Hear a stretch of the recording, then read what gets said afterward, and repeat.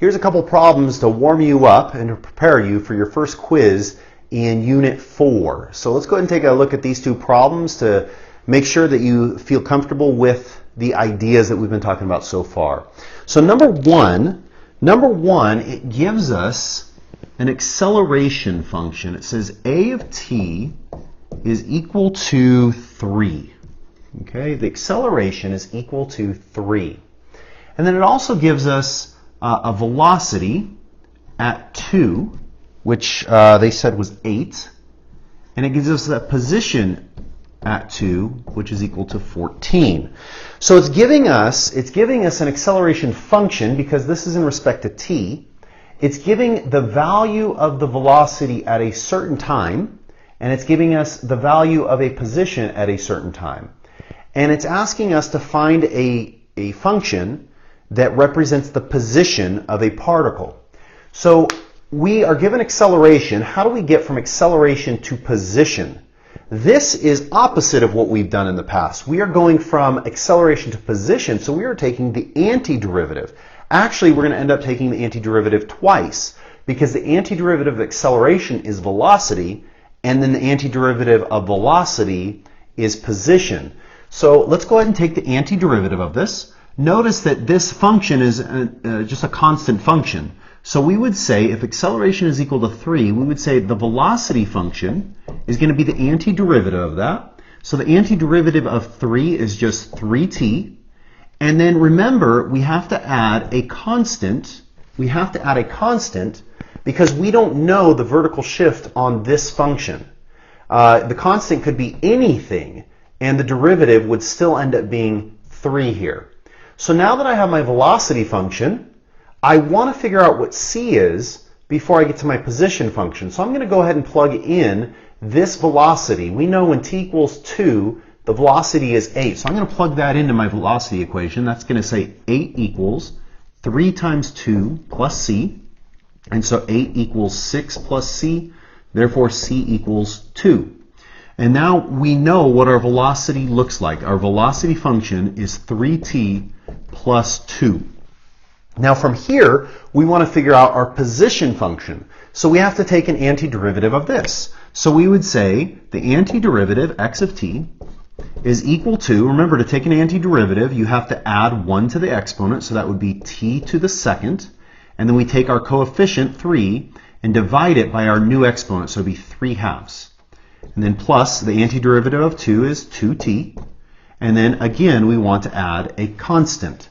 Now we use the capital letter C to represent any constant. C is any constant, not a specific constant.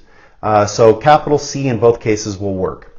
Now we're going to go ahead and plug in our position when t equals 2 to this equation. So we end up with 14 equals 3 halves times 2 squared plus 2 times 2 plus c. And then we'll just solve this equation.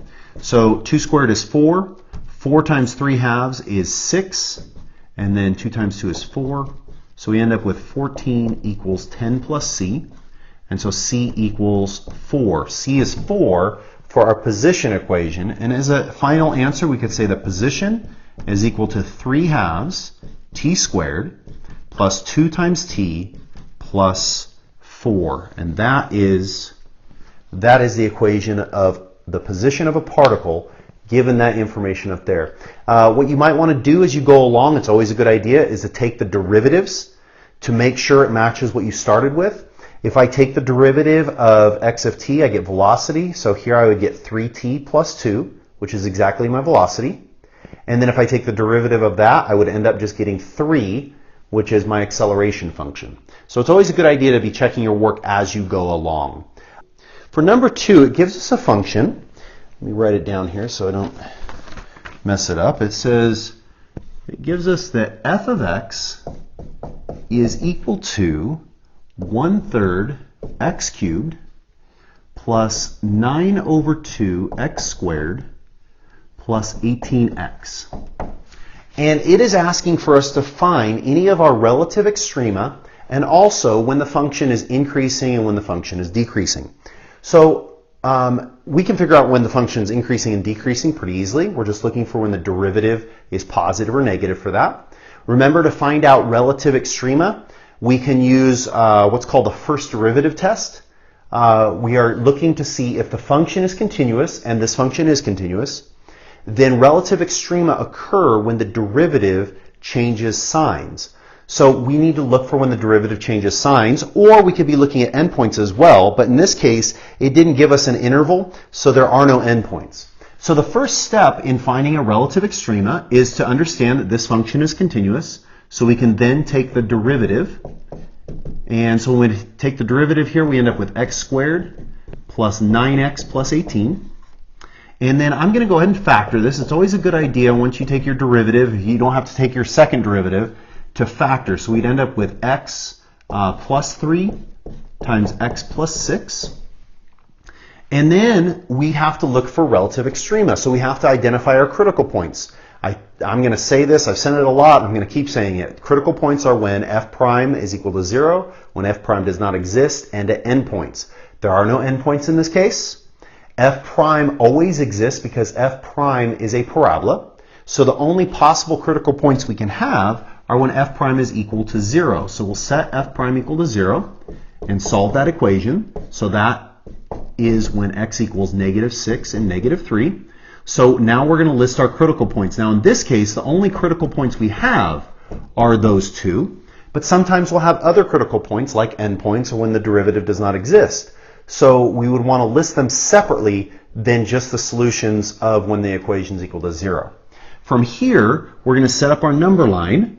We're going to say -6 and -3 for x, that f prime of x is equal to 0 at those two x values.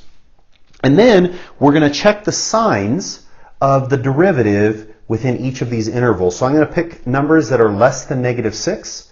If I plug in -6 to my factored form, or something less than -6, like -7 or -10, into my factored form, -10 plus 3 is -7. -10 plus 6 is -4, so a negative times a negative is a positive. And then I'll plug in some value between -6 and -3, maybe -4 or -5. If I plug in a negative there, I end up with -4 plus 3 is a negative. -4 plus 6 is a positive, so a negative times a positive is a negative. And then I'll plug in values that are greater than -3, like 0 or 2 or something like that. If I plug in 0, 0 plus 3 is positive, 0 plus 6 is positive, so a positive times a positive is a positive. So there's my number line. Remember, number lines don't justify anything. They're just a way for us to understand what's going on with the graph. So I'm going to go ahead and add an extra line to my number line here. If f prime is positive, that implies that f is increasing. If f prime is negative, that implies that f is decreasing. And if f prime is positive, that implies that f is increasing. And so I have these intervals. Now I'm looking for relative extrema. Well, we would say that there is a relative maximum when x equals -6, since f prime changes signs from positive to negative. And we would say that there is a relative minimum when x equals -3, since f prime changes signs from negative to positive. Okay, so now we've identified where our relative extrema occur, but the question is, what are the relative extrema? So I'm actually looking for the y values at those points. Relative extrema occur when x equals -6 and -3, since f prime is changing signs. But what are the actual relative extrema? So we're going to take these values and plug them back into our f of x function, and this is going to get kind of gross. When I go to plug these in, I'll get numeric values.